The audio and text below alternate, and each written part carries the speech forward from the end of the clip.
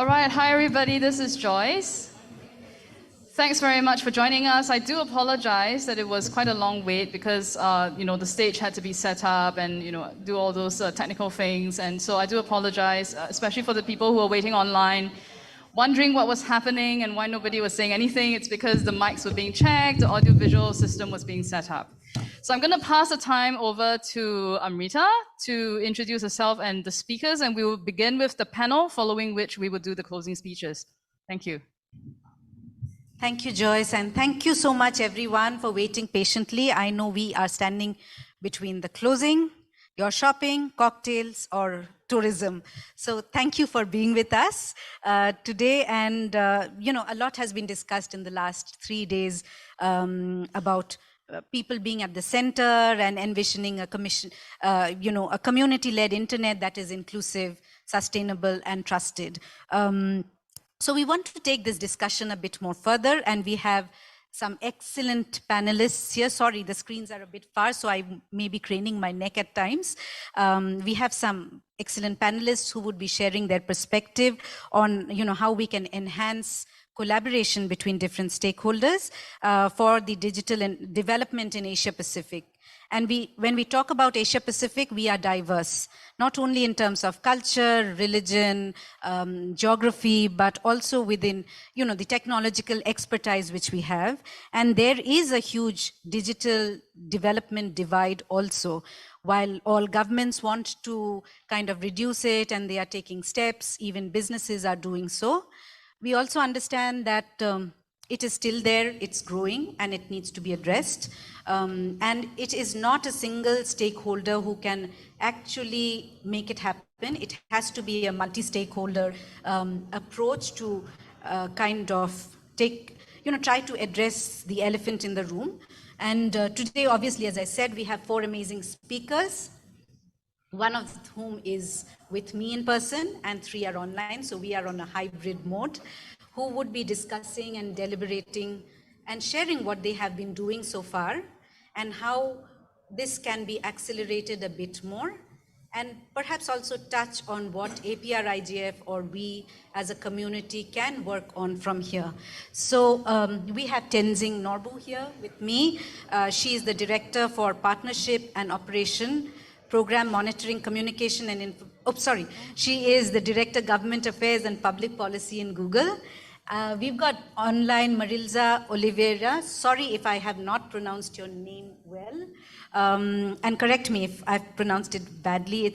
She is Director for Partnership and Operational Program Monitoring, Communication and Information from UNESCO. We have Chris Perera, who is the Senior Director of International, External and Regulatory Affairs at AT&T. And we have Tenanoia Simona from Tuvalu Communication Corporation from the government of Tuvalu. And let me tell you, this is an all-woman panel for a change, not a panel.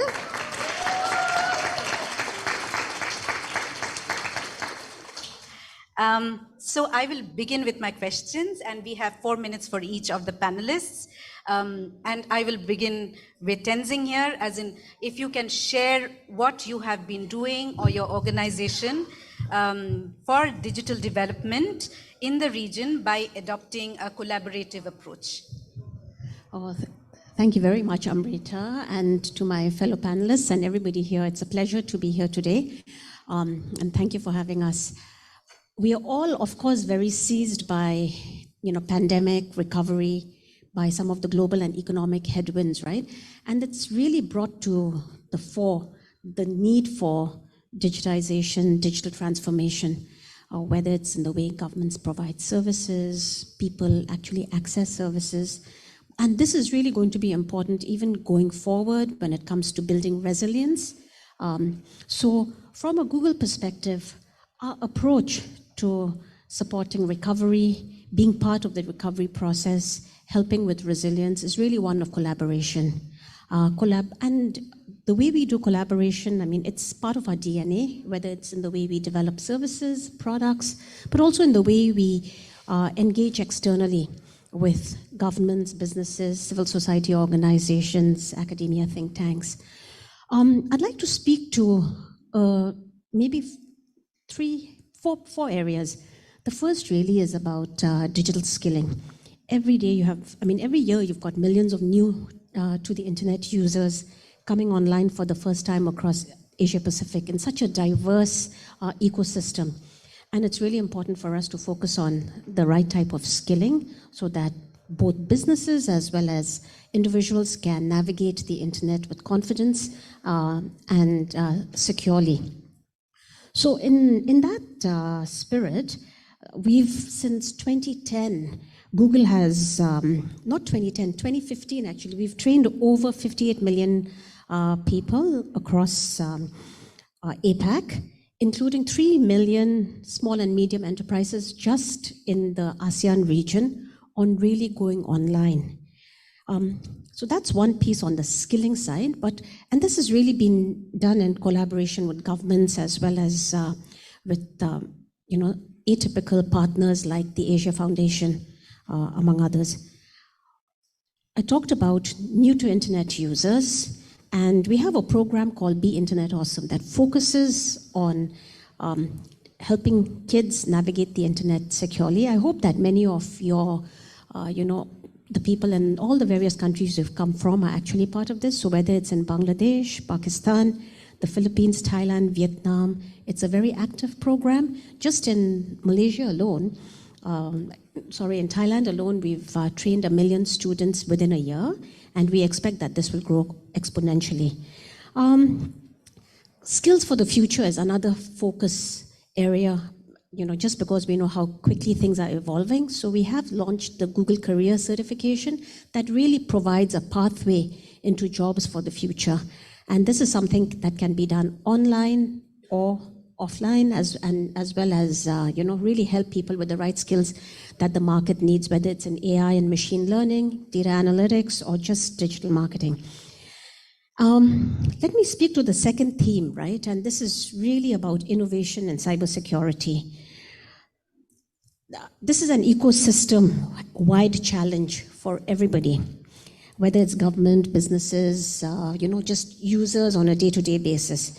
And so we've put significant investments into cybersecurity. For example, two-factor authentication was just one of them that Google had made investments in, and it's become like the industry norm, right? But no company's actions can actually solve for cyber insecurity. So this really needs continued collaboration between governments, CSOs, companies, and such. So I hope that we can continue to make progress. I'll look at a third piece and do it very quickly, and this is really around investments in infrastructure. Google makes significant investments in infrastructure, and just across Asia Pacific in the last, maybe between 2010 and 2019, we've made over $2 billion of investments in infrastructure to help telcos and ISPs really reduce their costs of service delivery and make it a better user experience for the end user of all types of internet services. And I think this has huge economic impact, and we'll continue to do this. And whether it's in the form of establishing more points of presence in places where we can't have data centers and cloud regions, or whether it's really supporting a small ISP somewhere to have more caching facilities. And with this, when you think about the first three topics that I spoke on, skilling, cybersecurity, as well as investments in infrastructure, I think from a collaborative perspective, it's really important for us to collaborate to ensure that the future of the internet is open and interoperable. And I think this is where, while we see, we can't have different rules across various different countries. While we've seen certain developments from the EU, at the end of the day, the EU functions as a bloc, whereas APAC, like Amrita said, is so diverse, and having countries make rules that are very different from each other is really going to splinter the internet. And therefore, I hope that we can collaborate with each other to ensure that the rules of the road going forward allow for an open, secure, and interoperable internet. Thanks. Thank you, Tenzin. Important lessons which Google has been doing in terms of capacity building, cybersecurity, building the infrastructure to reduce the digital divide, etc. So I will move to Marielza now. Marielza, could you share something about what UNESCO has been doing for the digital transformation in the region? Thank you very much, Amrita. And let me just say that it's really a very important discussion that you held today. Because we certainly know that the transformative impact of everything digital is being felt by everyone around the world. It's improving our lives, and much of it is actually due because the internet has really expanded access to information and knowledge to everyone. Just an example, 782 million people came online since the onset of the pandemic, and it really made the internet a lifeline for everyone, like a Google colleague has already mentioned. And whether or not we are connected to the internet, we all benefit from the global knowledge society that we now live in. But the problem is that digitalization is not really benefiting everyone equally. Two main digital divides exist that still prevent people, small businesses, poorer remote communities, and others from accessing knowledge and information, and thus deriving the benefits that are afforded by digital knowledge societies. And the first divide is that we have weak human-centered internet access, which for UNESCO goes beyond the issues of internet connectivity and affordability of devices, data packages, and so on, to really cover the fact that many barriers still exist to users being able to actually access information, such as too few languages online, lack of online accessibility for persons with disabilities, and other such barriers. A second divide originates from the unequal capacities to create socioeconomic value from digital technologies and digital data in a way that is responsible, it's ethical, and it's safe for everyone involved. So for us, who believe that we all benefit if everyone has full access to information resources and is empowered to play an active role in generation and exchange of knowledge, we really work to address these divides, to close the gaps that exist between those that are underconnected and those that are fully digitalized, to keep them from widening, from exacerbating the existing inequalities that come to face, that we had to face during the pandemic. But we also work to mitigate the risks that are brought about by internet platforms, such as erosion of freedom of expression, the right to privacy, biased algorithm-driven decision models that sometimes exclude or penalize vulnerable groups, increasingly exposed to cybersecurity risks, including disinformation, for example. So for us, we share with the Asia Pacific Regional IGF the objective of really working together to place people's empowerment and well-being at the center of how the internet evolves. To increase the diversity of voices online and multi-stakeholder participation in the governance of the internet, and to bring together communities in that. So for us, we facilitate international cooperation to shape a human-centered technological future. We work on various fronts in that to eliminate these digital divides. For example, we are co-founders of the UN Broadband Commission for Sustainable Development, where we advocate for inclusive infrastructure development to close existing gaps, rural, urban, gender, and others, particularly those that exist in Asia Pacific region.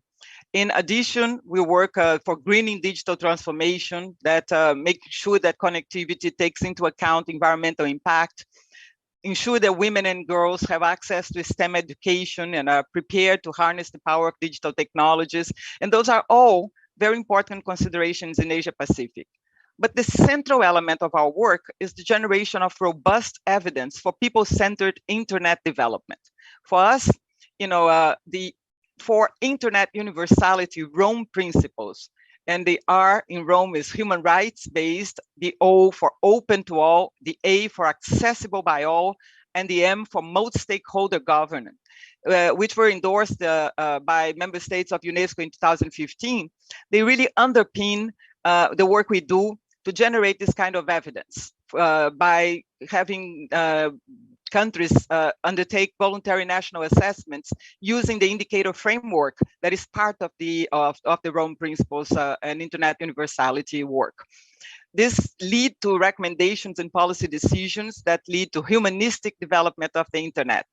And just in Asia Pacific, so that you know, we have Thailand, Nepal, Pakistan, Uzbekistan, Indonesia, Malaysia, South Korea, Cambodia, Mongolia, Kazakhstan, Kyrgyzstan, and Tajikistan already among the 44 countries that are currently developing their voluntary national assessments using the Rome. And of course, I would like to see all Asia Pacific countries conducting their own assessments. We're also looking to scale up the Rome framework in Asia Pacific, particularly looking at the small island developing states, such as Tuvalu, Tonga, Fiji, the Solomon Islands, and Vanuatu, to make sure that we have inclusive participation and digital inclusion of vulnerable populations and smaller countries in this particular conversation. This is what we call meaningful access, and this is what we would like to see happen in Asia Pacific as well. So thank you very much for the question. Thank you so much for raising the important aspects of what UNESCO is doing through the Rome project, including, encouraging assessment, having more human-centric internet or internet access amongst people. I'll now move to Chris, who looks more, from the AT&T, you look at the infrastructure level more.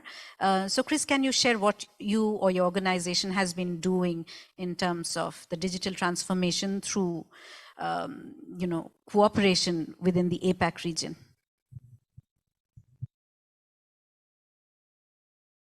Unfortunately, Chris, I think we can't hear you yet. Oops, I was on mute. I was going to say thank you for this opportunity to share some thoughts and ideas with you. And I also want to first thank Anju Mango, who invited me to this event, because we were at a panel. Actually, she was on the panel that I was chairing, and at the Asia Pacific Telecommunications Policy and Regulatory Forum. So it's just also shows that the collaboration that we all can have, and that's really good. So in terms of the question, I think when we think about digital development, there's three areas that I want to quickly touch upon. The first one is access and affordability, which kind of comes down to infrastructure and how people can access digital content and be connected. So AT&T has, I guess a lot of people maybe not aware that we have the world's largest telecommunications network, covering about 230 countries and economies. So it's covered by fiber, subsea cables, satellite, and mobile wireless coverage as well. So providing connectivity to all areas in a country or an economy is not an easy task. And so it's important to look at different technologies to provide the last mile to reach underserved communities or difficult to reach geographic locations. So one of the key things that I wanted to mention is the Universal Services Fund.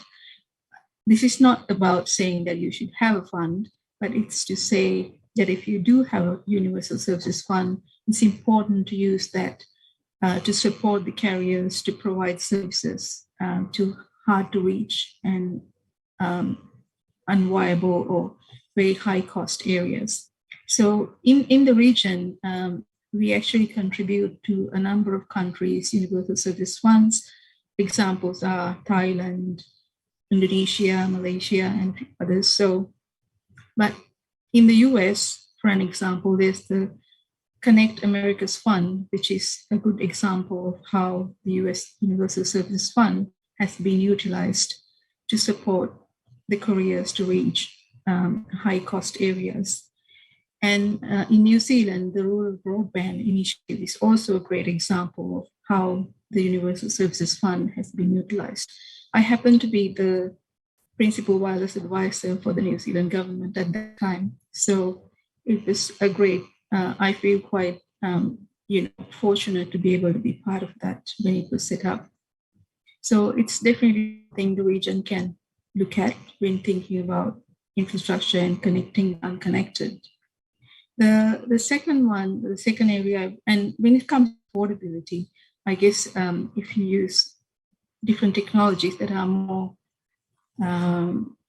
easier to deploy, the cost comes down. And in the US, the government has another program which is called Lifeline, where the government provides subsidies for low-income households to be able to pay their mobile and broadband bills, something that we can think of.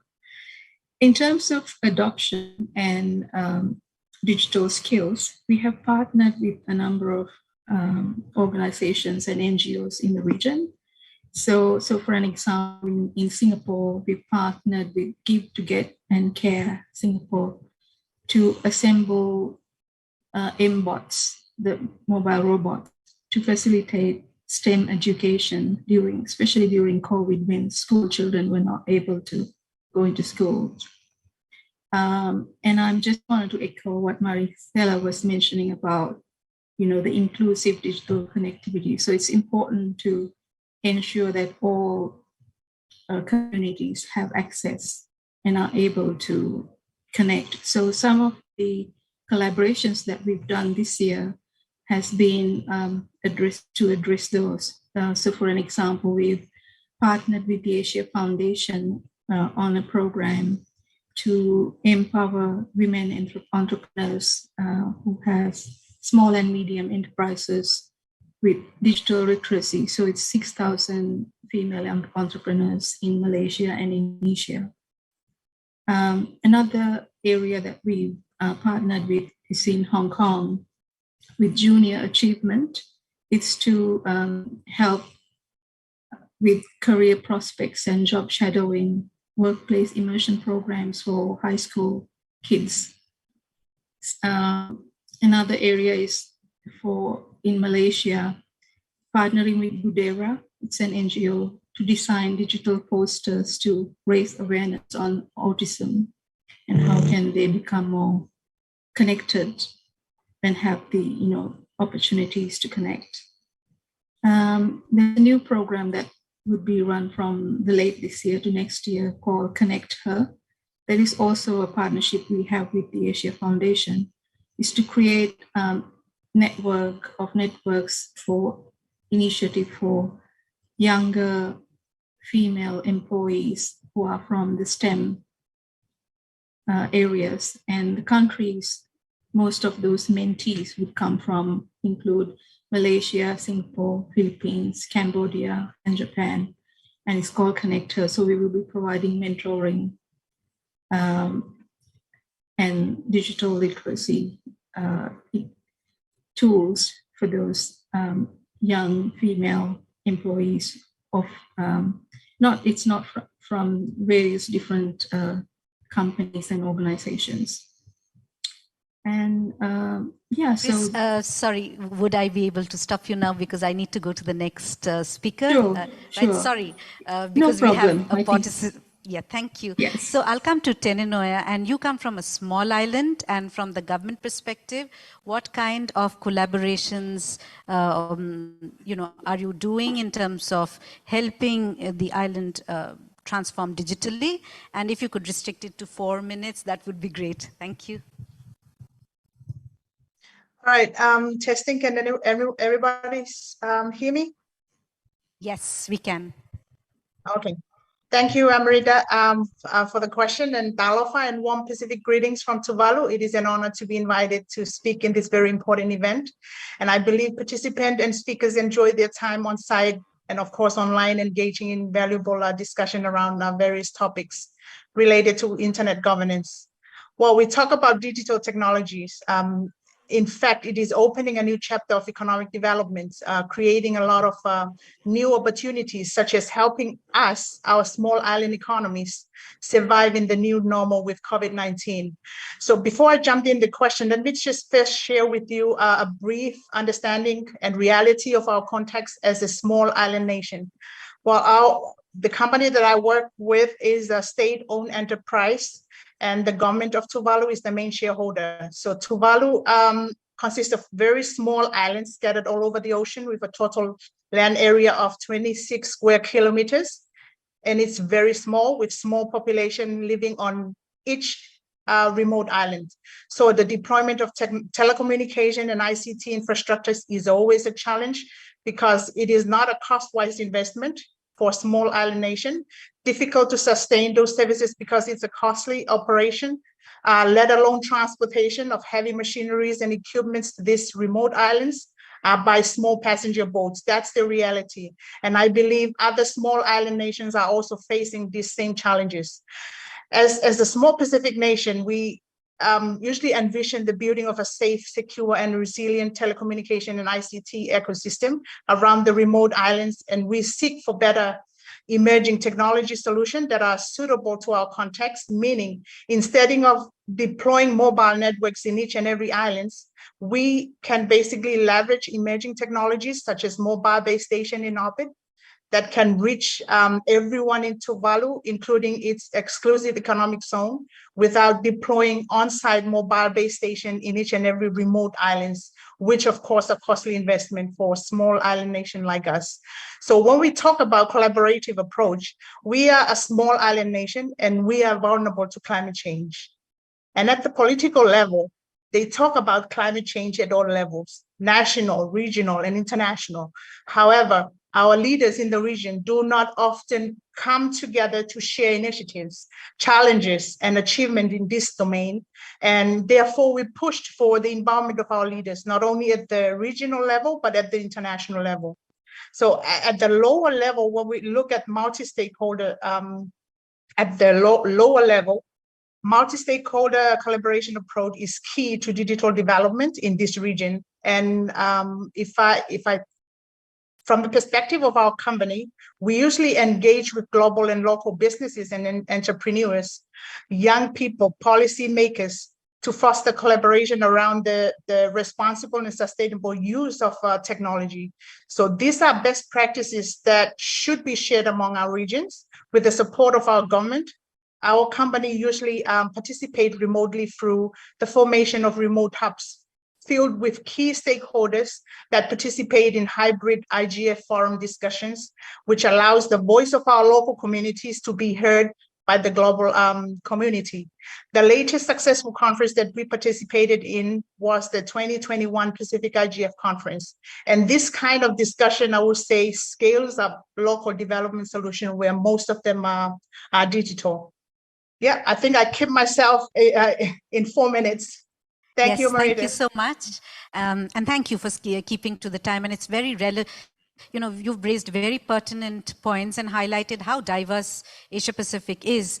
The challenges of Tuvalu is completely different from the challenges of Nepal in terms of connectivity, and emerging technologies are something which can play a key role. So I have the next question, and it's a loaded question for all the panelists. Can you share 2 things that can be done to enhance collaboration for equitable digital development in this region? Do you think a public-private partnership can play a role? And how do you envisage the role of civil society in this? So I would reverse my order. I would start with Tenanoia first and end with Tenzin, and 3 minutes each. Okay, thank you, Amrita. Okay, I will kickstart. Well, the pandemic accelerated a massive global digital transformation that touches every part of our lives. And it also widened the gap between people who have access to digital technologies and those who don't, fostering stark inequalities across different sectors, such as education, health, and job opportunities in our region. So we are in the era of digital disruption, and if we get it right, of course, it presents a generational opportunity to close the digital divide, and also at the same time help level the playing field for us in this region. So therefore, I believe that is in this region, we require close partnership between key stakeholders, and in fact, to create a technology ecosystem with equitable access to opportunities, particularly for underserved communities around the region. And I also would like to take this opportunity that I would also like to echo the UN Secretary General's roadmap for digital cooperation and the framework presented in the Our Common Agenda report. The strategy complements the UN's global effort to expand access to affordable broadband and enhance the digital digital capacity of key groups, including in most particular women and people with disability, which of course create this new opportunity like jobs, while at the same time boosting human development. So access to technology is no longer an option. It's a critical piece of technology to improving the lives of millions of people, and especially those at the remote areas. When we talk about public-private partnership, which is PPPs, it can improve digitalization of the economy through effective collaboration combined with innovative efforts from the private sector, and of course, forward-thinking policies from government. Of course, support from academia and encouragement from civil society actors and organizations. In my opinion, the application of PPP will depend entirely on what type of PPP model to apply. So in the context of Tuvalu, in this sector of telco and ICT, we can select a model that is most suitable to our context. Either we go with build, operate, and transfer, where government hands over all construction and operation to a private party for a set number of years. And after that period of time, it's then transferred back to the government. And then there's another model that people, implementing agency also apply to small island nation like us, which called build, operate, and own. Is the same as the POT, but the private entity this time is not required to ever transfer that project to the government. And there's some other models. In small island nations where we depend on development partners who are also the implementing agency, really needs to consider a suitable PPP model in relation to the context of a small island nation or any other country, to ensure better understanding and also at the same time honor and respect the role played by the government, public and private sector, and the civil society, where our cultures and our values are embedded, especially in small islands with small population. Thank you, Amrita. Thank you. You raise an important point that it has to be customized depending upon the place, the region, and the kind of project which is being worked on. So I move on to Chris with the same question. Thank you, Amrita. Yeah, I think in terms of public-private partnership, starting with the access, I mentioned before the Universal Service Fund, it is an example of public-private partnership, right? So that's one of the things that you can look at. But there may be other areas that their public-private partnership could work, where the industry has the know-how to be able to provide to achieve the policy objectives that the regulators or the governments are hoping to achieve. So there are various areas that could be possible. And in terms of the adoption, I think one couple of things that I was going to mention is that it definitely has to kind of be targeted to the different country or region or economy that we're thinking about. So for an example, we heard from the Samoan regulator some time ago that it's how difficult it is for the carriers to move from 2G to 3G, because the seniors are not interested in getting a handset that is has more features. But then the Thai regulator mentioned that it hasn't been an issue in Thailand because the seniors also enjoy playing mahjong or other games on handsets. So I guess it's also like the adoption and digital skills really do play a big role in terms of adoption as well, because there's the fear of technology. Doesn't necessarily, apply to senior citizens, but it could apply to anyone. So a couple of initiatives that we've done in the US is that we could be extended to this region too.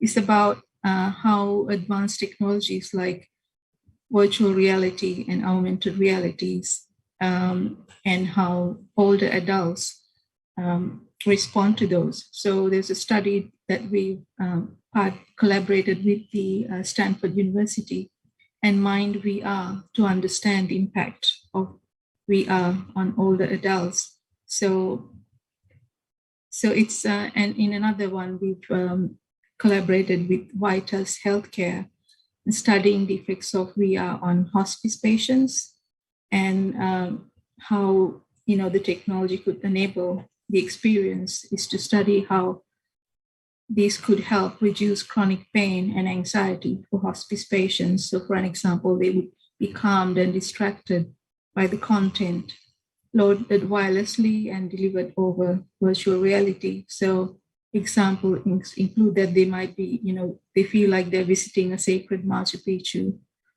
journey to the Andes region, or, you know, going for a hike in the Yellowstone National Park. So there are a few areas that I guess the high tech can also help with the adoption. We started from the schools from in Hong Kong as well to give a hands-on experience to students on how it can help with their education as well.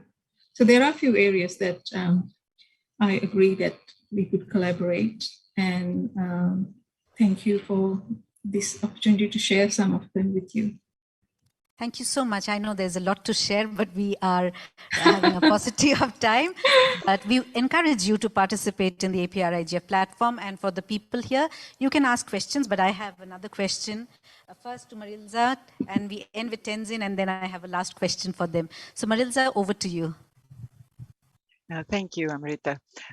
Well, I'm going to recall the multi-stakeholder dimension of the Rome framework that I had mentioned before, which really underlines the importance of participation from actors from all walks of life, you know, civil society, public, private sectors, regional organizations, technical community, academia, governments, everyone, to really work together so that we can advance human rights-based internet development and contribute to digital transformation at national, regional, and global levels. So UNESCO is a global standard setter in the area of digital transformation. We have developed a series of instruments, recommendations, guidances, such as the Open Science, Open Data, Ethics of Artificial Intelligence, ICT Competency Framework for Teachers, several others, which are flexible, adaptable to different contexts, and help to foster innovation while protecting human rights and ensuring accountability. And these global standards and guidance, they contribute to facilitating collaboration and decisions that are related to the development and use of and governance of all systems, interoperable, global scale technologies and platforms by actors in all parts of life, you know, in all different types of actors. So let me name, you know, two important things that can be done by the regional IGF. First, we need more voices from civil society and private sector from Asia Pacific region that can contribute to the development of new UNESCO global standards and guidance, and to the adaptation and implementation of existing ones in the region. So of course, you know, our Asia Pacific member states already contribute greatly, but we certainly need a multi-stakeholder, diverse group of voices to join this kind of effort. Now, for example, we really welcome civil society, private sector to advocate for and to contribute their ideas, you know, their technical support and so on to voluntary Rome assessments in more Asia Pacific countries. Also, in the 21st to 23rd February next year, 2023, we'll be holding a regulatory conference on internet platform. So one of the things that we could do together, joint efforts, you know, public-private partnership for a regional consultation on what are the critical elements that regulating platforms for, you know, information for democracy could be done. You know, what should be part of this framework. UNESCO is also a very big believer in building and fostering networks. So, you know, you certainly want to make sure that all countries advance faster. And, you know, in relation to development, use and governance of digital technologies, specifically the internet, we certainly agree that this is done by engaging in international cooperation, to exchanging ideas, to learning from the mistakes and best practices from everyone. So a second suggestion is that Asia Pacific Regional IGF strengthens further its community in the region and its exchanges with other regions. So I would like to extend an invitation to all members of the AP Regional IGF community and its stakeholders to join the IGF Dynamic Coalition on Internet Universality. The Dynamic Coalition has brought together a large multi-stakeholder group of partners from all 5 continents. We work together to promote the Rome framework worldwide and to support each other in the application and implementation, kind of a peer-to-peer basis. And the Asia Pacific is particularly subrepresented in this dynamic coalition, even though it has a large number of voluntary assessments coming through. So it's really important that we reach this network with Asia Pacific voices and perspectives. So and of course, we want to contribute to our common agenda formulation of the Global Digital Compact. So participation from Asia Pacific in consultations regarding these principles, is what will really help us to come together on policies that connect people to the internet, that avoid internet fragmentation, that protect data, apply human rights online, and make sure that there are accountability criteria for discrimination, misleading content, and so on. So, thank you for the question. This is really important. Thank you so much for the invitation to Marielza. And I move, as Tenzin said, from T to T. So Tenzin, over to you. Oh, thank you. I think, equitable development is not possible without public-private partnerships. And for digital development in particular, 2 areas that really need focus through public-private partnerships is on digital skilling and on cybersecurity. For a company like Google, every product, and service is, safe, secure by design, private by design, and accessible by design. And this is whether it's for the differently able people or also to look at the vast variety of people who are actually accessing the services. So Google Translate, the availability of information in the languages that people speak in a locale is, is where we continue to put our efforts. But if I look at skilling, 3 types. One is university, industry, partnerships. So for example, in Indonesia, the Bangkit project, Google has, and a local industry, the types of Gojek, among others, have come together through a public-private partnership, reached out to 250 different universities and are basically future skilling people in Indonesia, young students, university students in Indonesia, so that once they come out of the university system, they're ready to take a job in the industry. That's one. Singapore, the Skills Initiative that is co-funded by the government of Singapore is one area where a public-private partnership works really, really well. This really looks at building the future pipeline of talent for Singapore, but also helping people who are in mid-careers to be able to pivot so that they are able to do jobs for the future. And the third, whether it's about the really marginalized community, working with CSOs, the Asia Foundation, and their network of CSOs in various countries to support mainly women-led businesses to thrive online. So I think that skilling piece is one where public-private partnerships have worked, and we all need to be doing better in order to achieve more. The second piece is on cybersecurity. As Google, we take security, privacy very seriously, and every day, make investments to keep your data secure, give you as a user the options of your settings so that, any data is secure and private. But I think there's also a huge need for governments and civil society organizations and private sector to come together to really solve for cybersecurity issues at a societal level. This means investments, and particularly investments on both technology, the right policies, as well as, basically training, so that everybody understands their role in cybersecurity. So I'd maybe, preempt the last question and say, what do we feel we can do with APrIGF? I think this is a fantastic multi-stakeholder platform, and we need to be able to continue leveraging all of us as partners, as equals, to be able to, really work on whether it's policies, on sharing lessons of experience both within and outside of APAC on equitable digital development. I think as we look to the internet of the future, an open, secure, and interoperable internet, I think this really calls for APrIGF to be a forum to help support an open, secure, and interoperable internet. Thank you, Tenzin. I think you raise valid points that we want the internet to be open, interoperable, trusted, and we need to encourage the multi-stakeholder platform, and APrIGF could be a platform, and we invite all stakeholders to be here. And the other part is just for the speakers to know and people who do not know, we have something called as a synthesis document, wherein whatever discussions are taking place now, we have the gist of it there, and it is open for people to comment on. Any stakeholder can comment because we come up with it and we circulate it to everyone, and even policymakers. And this is something which perhaps even all of you can look at. I'll go to the other speakers who are online and perhaps ask them in a minute or two, how do you think the discussion can be, how in your way, or what would you think APrIGF should do to take this discussion ahead?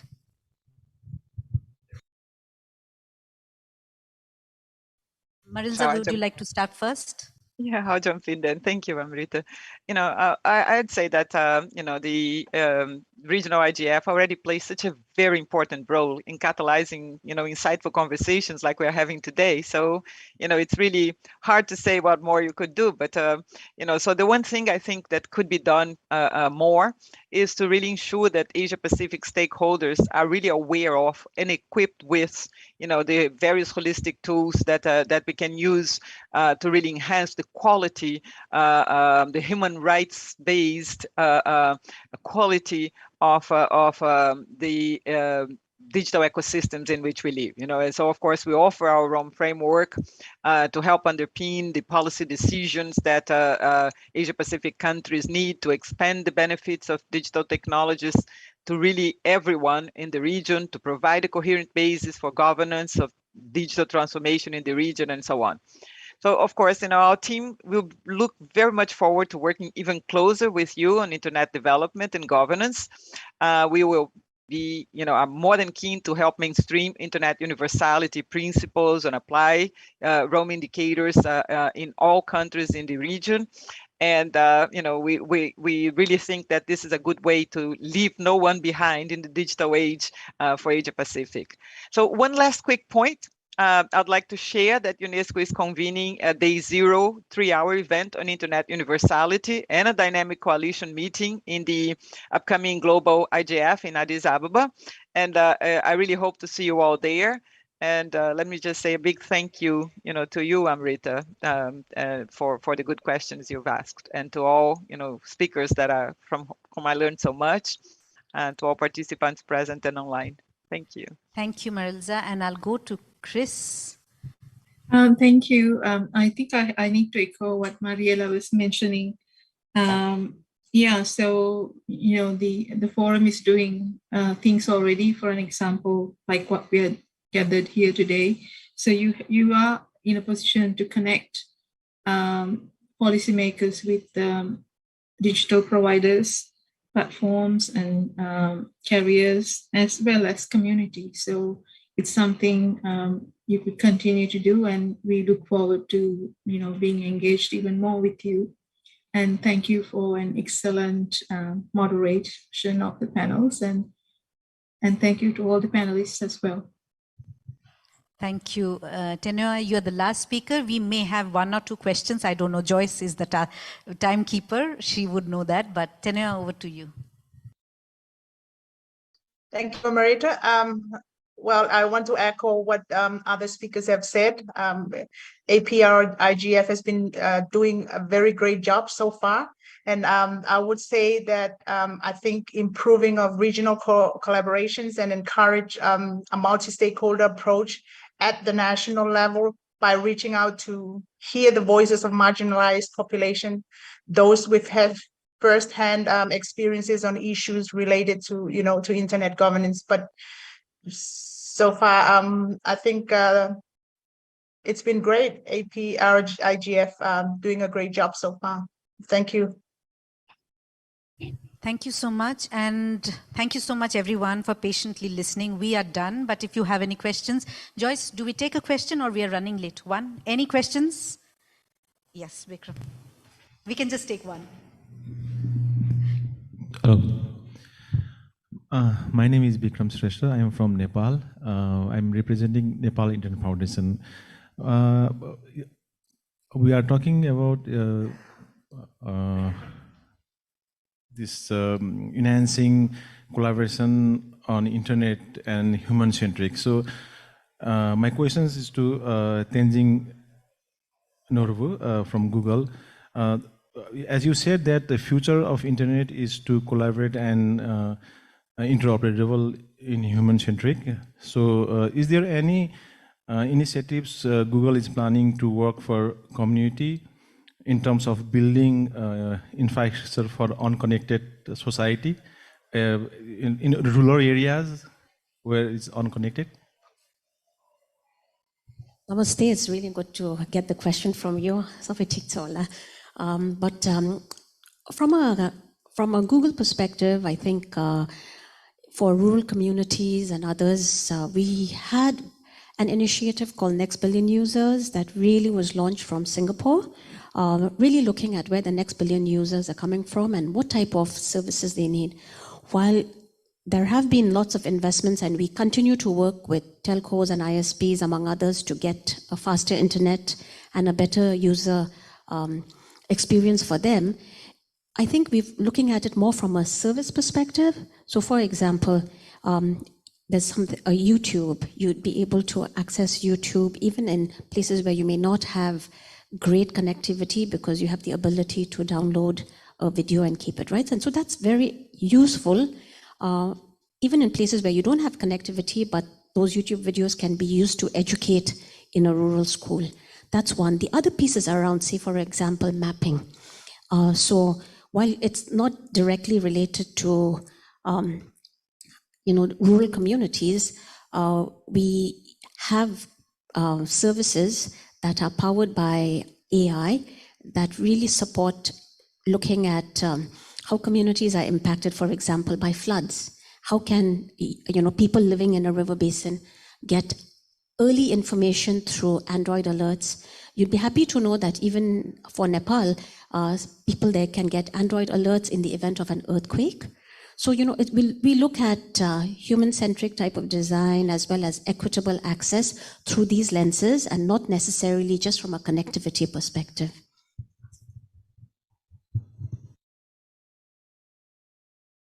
Thank you so much. Joyce, over to you.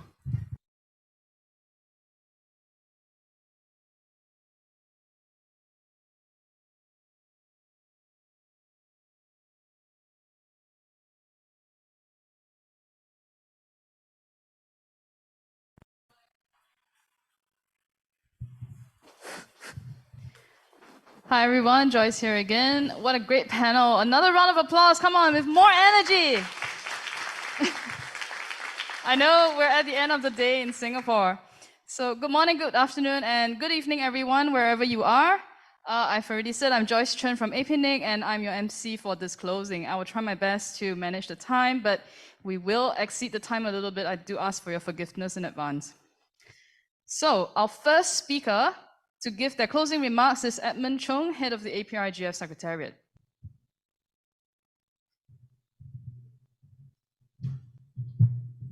Thank you, Joyce, and I will use this podium.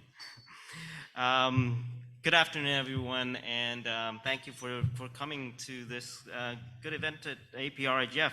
As we draw to a close here, really at APrIGF 2022, actually APNIC 54 continues through tomorrow. And earlier, APSIG was completed along with the Youth IGF. The YIGF has actually been really a staple component of APrIGF since the first APrIGF 13 years ago. And this year, not only did we have a joint fellowship for APSIG and APrIGF, APNIC Youth Fellows also joined the Youth IGF component of APrIGF. So all of this collaboration and cross-pollination really exemplifies, I think, this year's theme of the APrIGF, with people at the center. So allow me to report a little bit from the Secretariat. Furthermore, actually, there were 2 collaboration sessions also with the APNIC. One that was yesterday at the Cooperation SIG, and earlier today at the Inclusion in Tech session. We also had a collaboration session with the United Nations IGF Secretariat on the evolution of the IGF, which featured Vin Cerf, who's currently serving on the IGF leadership panel, and more importantly, His Honor Minister Timothy, who actually joined us at the opening and was participating through all 3 days here in this event. So over the last 3 days of the conference, plus day 0, actually APrIGF 2022 saw over 530 participants who checked in on site here in Singapore, coming from over 50 economies in the region and around the world, of which over 200 joined us in the opening, and then 18 full sessions and 7 showcases, which is a new format this year at the APrIGF. So 25 sessions selected in total out of 81 proposals that were received. And at the sessions, we saw an average of about 40 to 90 persons joining on site, and another 30 to 60 join online. So all of this sessions are averaging about 100 people participating at each particular session. And this features also over 80 online on-site speakers and over 40 online speakers. We currently actually have here over 100 with us and another 40 online with us. And on top of that, we have 4 hub participants, hub locations in Thailand, in Bangladesh, in Malaysia, and India. Even the YIGF this year has featured a hub city participation from Taipei. So all of this, I think, is about bringing people together. And one of the features of the APrIGF, of course, is also the Fellows Program, which received 188 applications, which were 28 were selected. And it represented a great gender balance, with 17 of the 28 selected identifying as female or non-binary, and coming from a geographically diverse group from the Pacific and Oceania to West Asia, North, East, South Asia as well.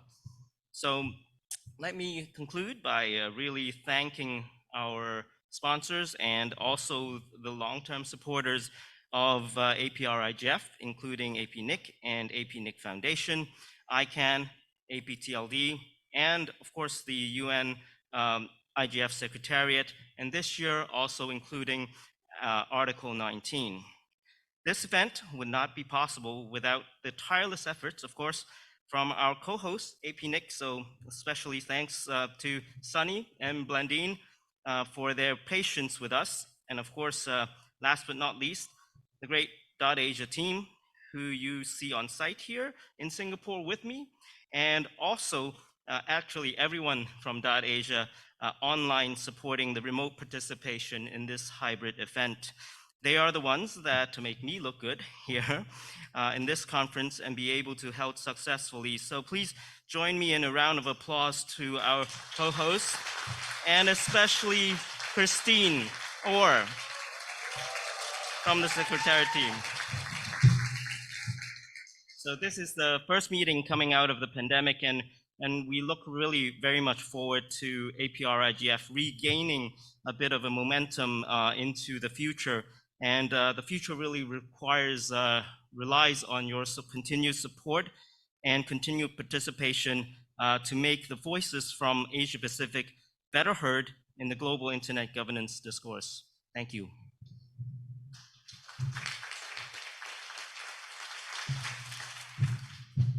Thanks very much, Edmon. Can you still see me? It's okay. short people problems.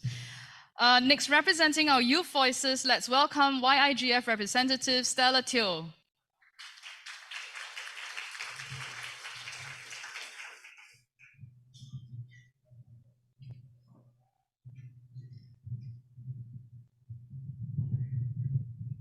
Greetings. I'm Stella, and I'm honored to represent the YIGF Organizing Committee and all YIGF 2022 participants present at APrIGF 2022.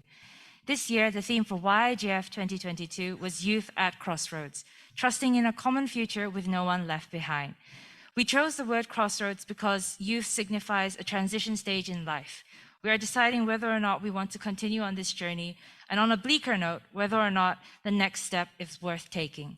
Will our input be acknowledged, our ideas valued, and our voices heard? Should we even continue to participate or organize events at our current level? Questions like these are not only for youth. They may echo sentiments of others, for example, people with disabilities, and the feelings of being unwelcome, unempathized with, or unappreciated are all situations we don't want to find ourselves stuck in. However, let me share the input from our youth based on their youth policy statement and discussions. Our youth YIGF participants believe that youth are coming into their identities both online and offline. We value and acknowledge the need for capacity building and encouragement of youth participation, and they wish to highlight that digital literacy is the soil for cultivation of digital citizenship. Coming from different backgrounds and cultures, the APAC Youth Leaders Dialogue highlighted several barriers to participation, including challenges of language proficiency, lack of mentorship, and sustainability of youth engagement. But coming from our perspective, we saw that our youth participants were able to contribute constructively to the synthesis document, participating in sessions during APrIGF, and we'd like to thank them, the events and organizers, all for the opportunity given throughout this entire time supporting them. Inclusion, trust, and sustainability. We as youth acknowledge current efforts for inclusion, and not only are we trying to build trust from the community towards the youth, but also for youth towards the community. And thus we aspire to sustain youth engagement. Thank you very much for being a part of this, and thank you for allowing us to be a part of this as well.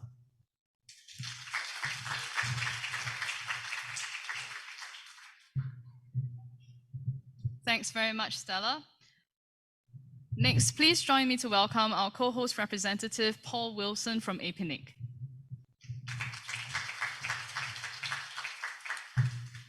Thank you, Joyce. Hi again, everyone. Very glad to be back here. I'm helping to bookend this APrIGF, more or less. I'll be echoing some of the things Edmon said, actually. I really do hope you've enjoyed the past few days with both APrIGF and APNIC communities coming together here in Singapore. I've really enjoyed it. Those of us at APNIC Secretariat have really enjoyed it. Seeing a bunch of people coming together, a lot of the old timers, a lot of brand new participants, a really fantastic fellows group, many people from very different corners, this time of the internet ecosystem. And after such a long break through COVID, coming together with a lot of extra energy, which is fantastic. I mean, that was really clear last night at the social event. I'm sure you enjoyed that if you managed to be there.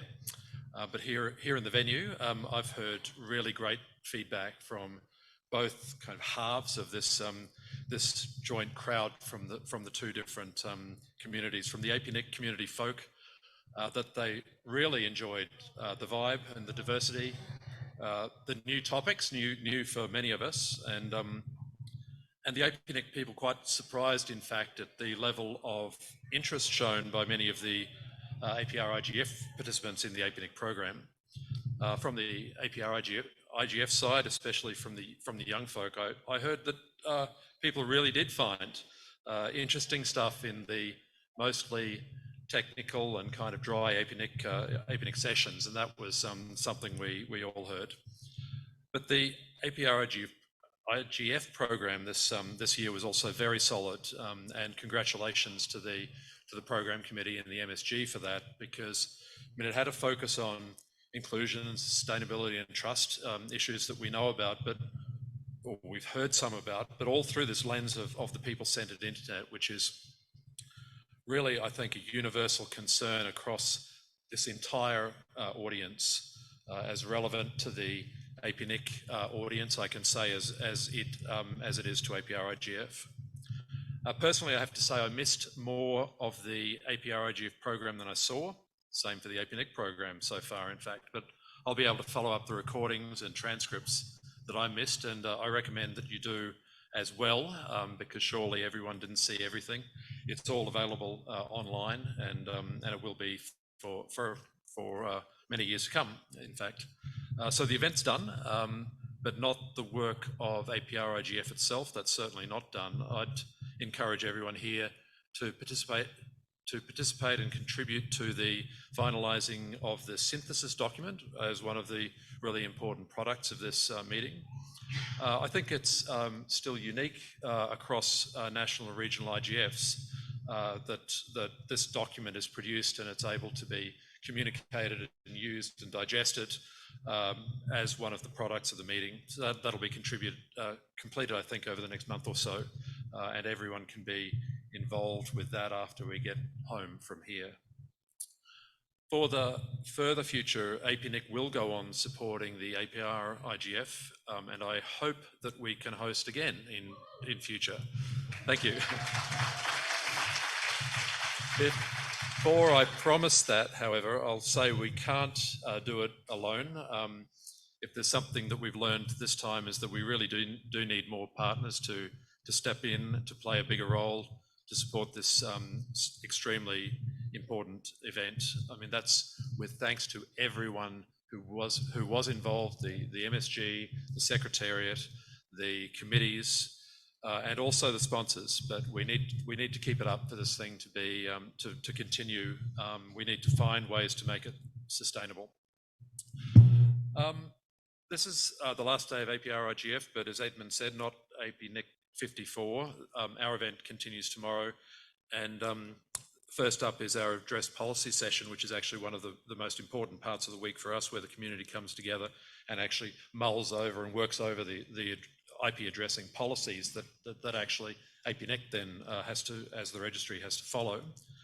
That's followed by the member meeting, the APNIC member meeting in the afternoon, which is actually open to everyone, and everyone interested to learn more about what's going on at APNIC is most welcome there. So I hope to see you there, some of you at least, both here on site and those who remain online. I hope to see you at the next APrIGF, wherever that happens to be, and at another future joint IGF, APrIGF with APNIC in future. I really hope so. So it's been a pleasure. Great to see you all. Great to meet new folks here. Thank you very much for coming. Thank you.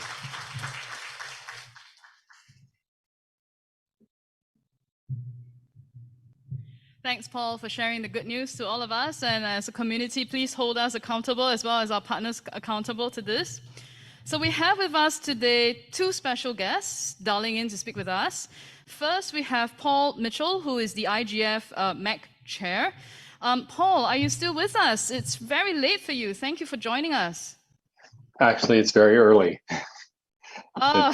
Here in Seattle, it's just about 3 a.m. Oh, yes. My goodness. Thank you so much for being so patient and for staying up late with us. Please go ahead. Well, thank you.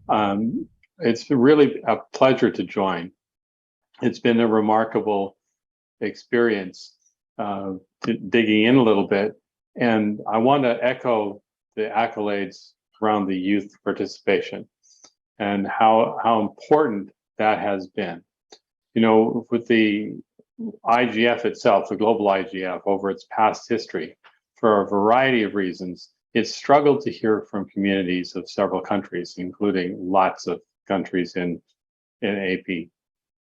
And thankfully, to the efforts of the youth this year, we have direct multi-stakeholder input coming from countries like Myanmar and Malaysia, Vietnam, and these bring new insights and new opportunities for establishing common goals and common understandings. And I want to be careful to thank all of the participants in these efforts, because they really are critically important, especially at this time. It's a very interesting time in the land of internet governance, with so many collaborative and also conflicting policy discussions going on around internet governance topics. So I want to thank all the participants in the efforts. I hope you are aware that you're not just working to improve the situation in the local community, but for the entire world. And in a real way, everyone who is the several hundred people who've been there for this program this week, they're agents of change, and it's agents of change that the world needs. It's important to recognize the value that these meetings bring, that the discussion and fellowship programs, that they provide institutional support, they create opportunities for all of us to meet and speak and gain better understanding. The discussions, I hope, that took place over the past few days focused on different subjects, and I'm glad to hear they resulted in several concrete partnerships and action plans. They also unwrapped new issues for the APrIGF. This speaks to the complexity of internet governance, but also to the rich and specific diversity of this region of the world. This effort is one that can unite communities coming from developed and developing countries, find better solutions, assist landlocked countries as well as small and big island countries that just need the opportunity to work better with the broader global universe. With the help of the members of the IGF Multi-Stakeholder Advisory Group that I chair, I hope that through this membership and also with the membership and leadership panel, I hope that I can support you in bringing this synthesis document to the attention of the global community. The inputs or your outputs, and can be my inputs, are really timely as the IGF is entering its final phase of preparations for the 17th annual Global IGF meeting this year in Addis Ababa from 28th of November to 2nd of December. And the ongoing intersessional work is actively collecting community input. So the synthesis document is a great example of one. The guiding theme for this year's program is resilient internet for a shared, sustainable, and common future, which is a goal I think we can all agree on. But there's much to do to realize the goal. Ongoing work to avoid internet fragmentation, safeguard human rights, improve data governance, safety, security, accountability. These topics we've been talking about since the dawn of the internet, and we will probably continue to talk about them, but for many years to come. But all of the discussion is a positive for the evolution of the ecosystem. So the work produced through the best practice forums on cybersecurity and gender and digital rights are just some of the examples of real tangible outputs. Global depends on local, and in fulfilling its mandate, the IGF needs all of you. The global IGF can't be in a vacuum. It needs to participate and interact with the regionals. There are now 155 regional IGFs, including APrIGF. They're gathered around the world. They work together within the same framework with high principles. It gives us hope and confidence that the future is bright. So I really want to thank you for the work done this week.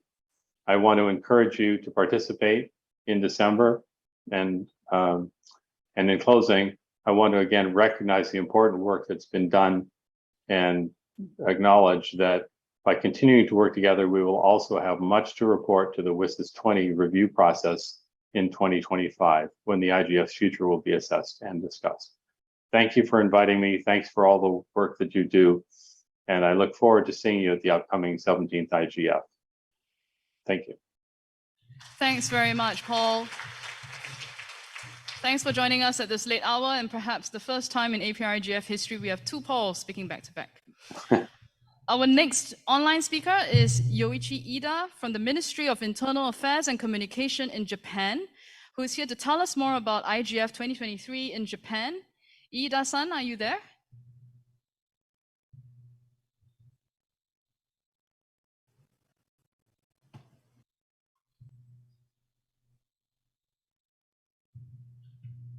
Ida-san, can you try speaking and see if your audio is fine?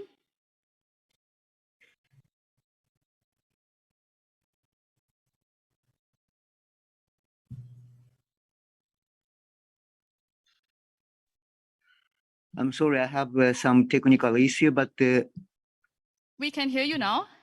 okay, and I Thank hope you. you can see me too. Not very much important, but so thank you very much for your patience,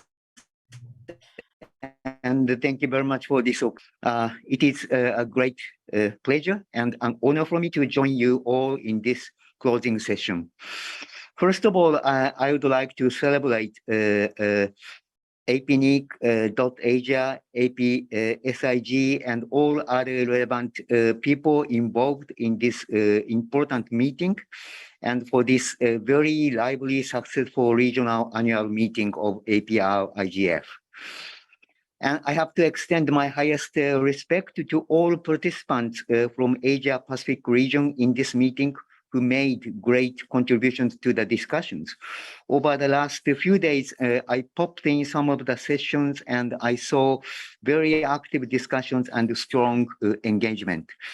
In particular, I was strongly impressed with the firm commitment to the importance of multi-stakeholder approach by civil society, academics, and the tech community in this region, and also the strong commitment to the open, free, and secured internet.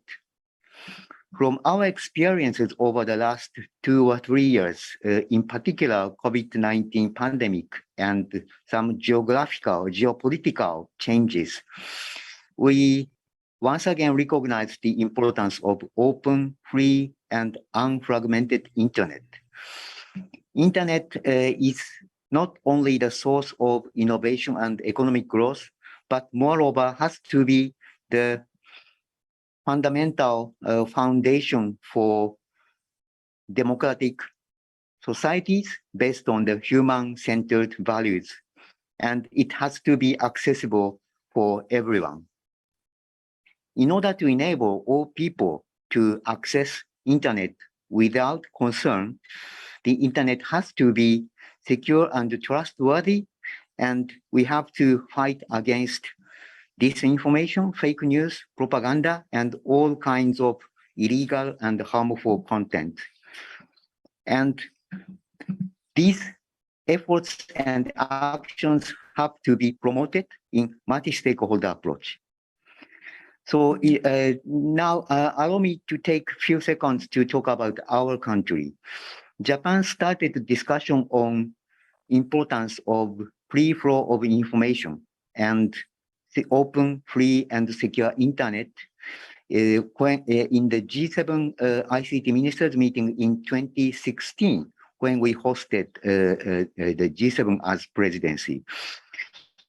It was eventually the first ICT or digital track in the history of G7. And we also launched an initiative of data free flow with trust when we hosted G20 in 2019. The DFFT is a concept to emphasize the importance of enabling and secure environment in promoting free flow of data across borders. And at the same time, we of course understand the importance of open and free secured internet as the foundation of data flow. And we understand the discussion over these concepts have to be promoted in multi-stakeholder approach, in addition to the governmental discussions such as G7 or G20. So building upon the discussions over the last several years, hosting IGF 2023 in Japan is a kind of our ultimate purpose and the utmost opportunity.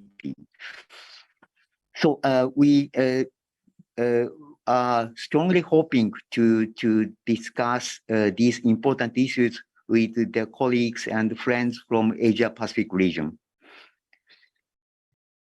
I found some comments in the sessions drawing my attention. Some speaker said, in the Asia Pacific IGF, there are few participants from government community. Was others said, we have to think about how to make input into the policy making process by government or policymakers. And some others said there are two different processes with multi-stakeholder approach and multilateralism, and we have to think about how to live with both. These are the sensitive and complicated challenges which cannot be resolved overnight, but I would like to emphasize today that we government are always talking about the importance of multi-stakeholder approach in governmental policy forums such as G7 and G20, and we are always trying to approach other communities on how to make the policy making better. Of course, there can be some differences in interpretation across governments, but I believe there is no government who denies the importance of multi-stakeholder approach when it comes to the digital and the internet policymaking. So we have to recognize there are two different processes working in parallel, but I would say let government do their work and we can make use of that. There are, I believe there are ways to make those two different processes interact and synergize effectively and practically to create inclusive discussion and to produce actionable outcomes. So I'm strongly hoping we can work together, all together, especially from with the colleagues from the Asia Pacific region. So we are now looking forward to the next year. We accepted the mission from UN team, Chengetai and Anya and others in Tokyo last week to check all the candidate venues, and we hope the venues and the dates of the IGF in Japan in 2023 will be decided within a month, and we hope we can make an announcement at some point.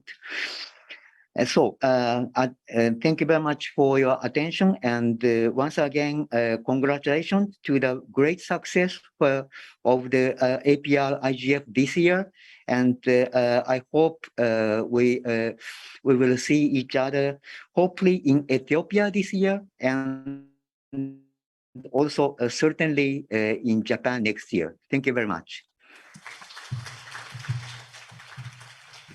Thank you very much, Ida-san, and we certainly look forward to participating in IGF, bringing it to Asia Pacific and Japan. I would now like to invite APrIGF MSG Vice Chair Waqas Hassan for his closing remarks.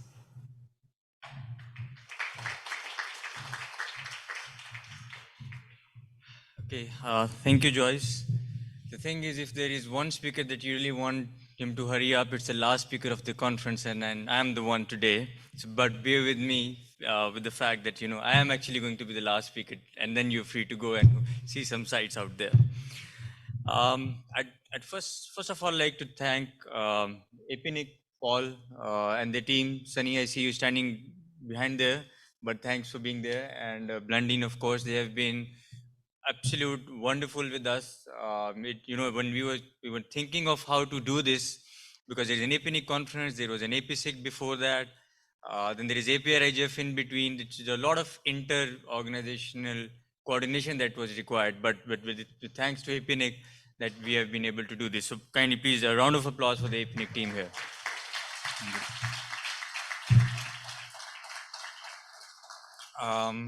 Next, of course, DotAsia, our Secretariat, Edmon, thank you. And the superwoman that, as we call her now, Christine.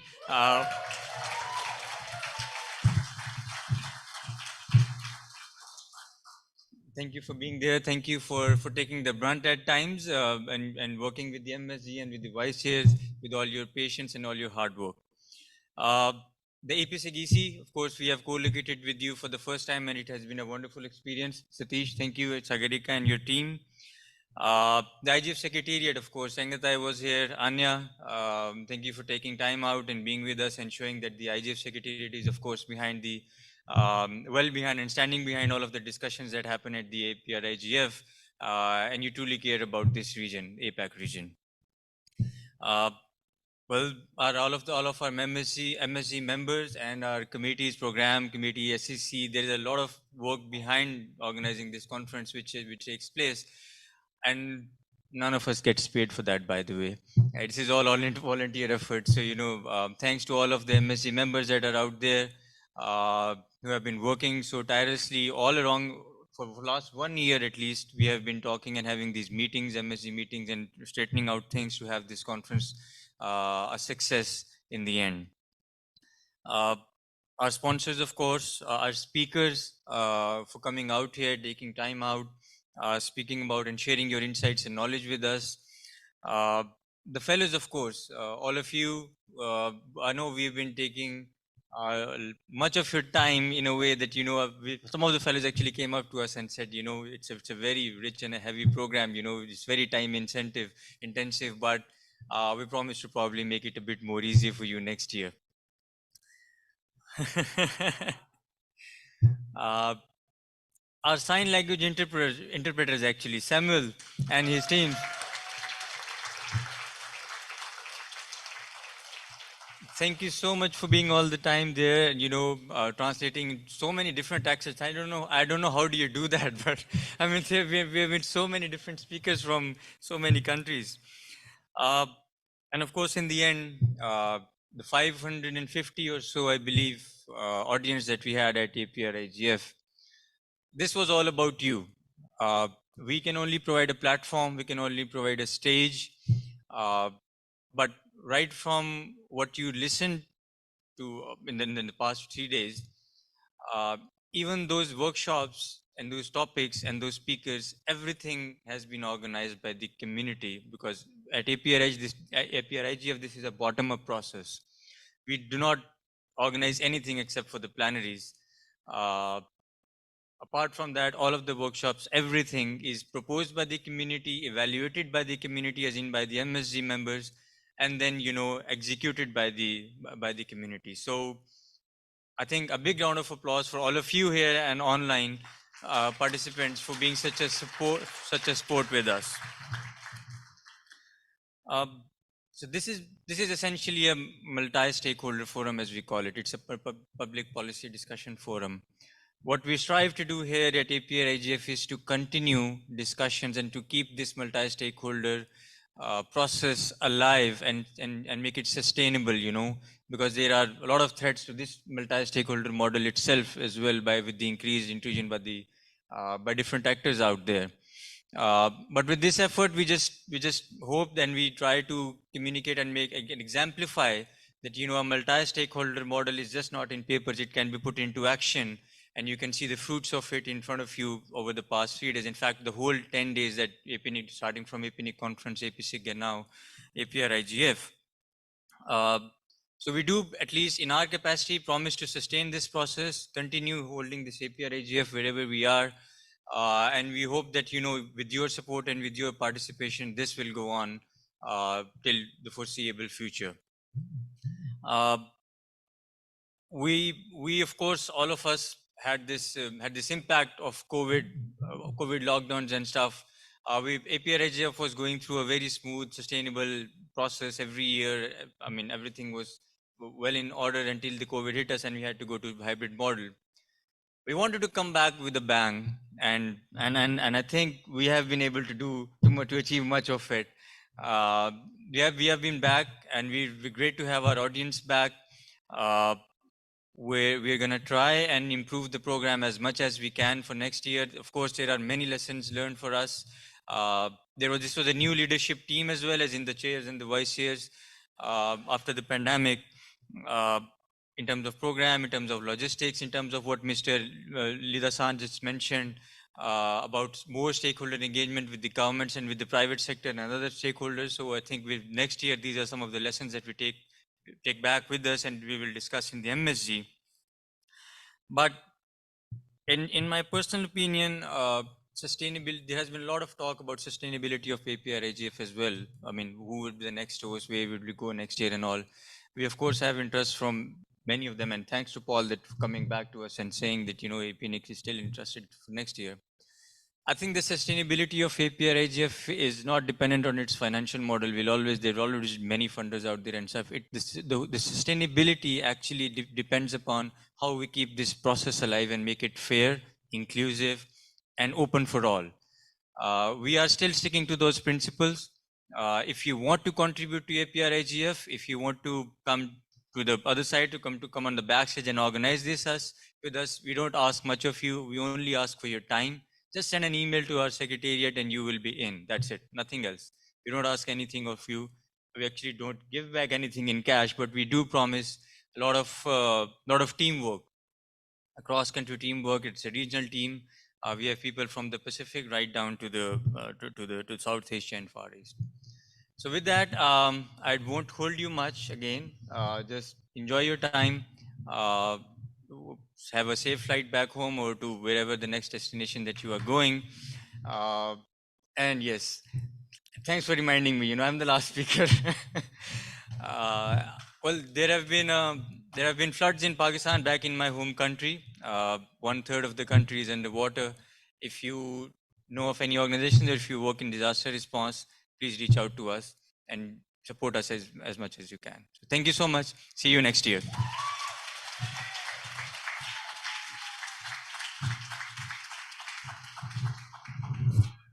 So I've been tasked to please just remind everyone, please contribute to the synthesis document and follow the deadline, comment.APrIGF.asia. You can find it, don't worry. And I'm going to say the sweetest words to you, which is the APrIGF 2022 is officially closed. Thank you.